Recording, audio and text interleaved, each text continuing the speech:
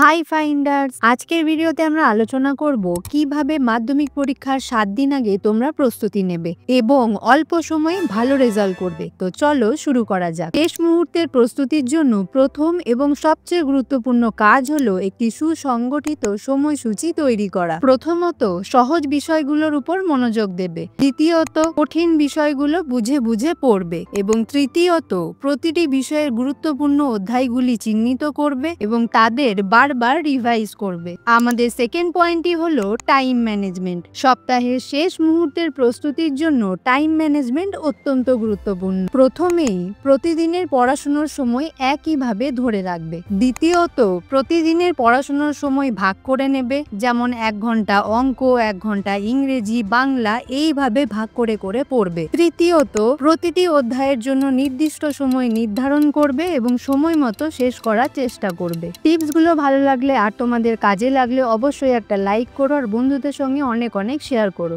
আমাদের third point হলো previous year কোশ্চেনগুলো অনেক অনেক প্র্যাকটিস করো। এই প্র্যাকটিসের মাধ্যমে তুমি প্রশ্নপত্রের ধরন এবং প্যাটার্ন সম্পর্কে একটি ভালো ধারণা পাবে। দ্বিতীয়ত সময় নির্ধারণ করে পরীক্ষা দাও এবং নিজেকে যাচাই করো। তৃতীয়ত ভুলগুলো খুঁজে বের করো এবং তাদের উপর বেশি মনোযোগ দিয়ে পড়ো।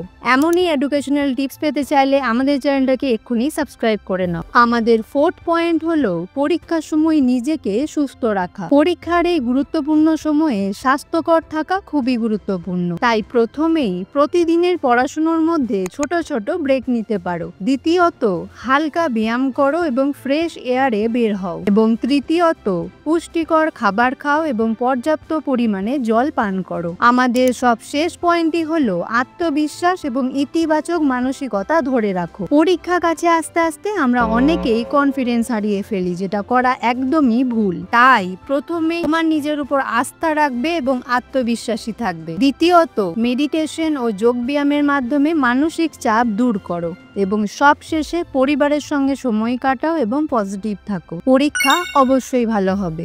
মাধ্যমিক পরীক্ষার শেষ মুহূর্তের প্রস্তুতির জন্য এই টিপসগুলো ফলো করো।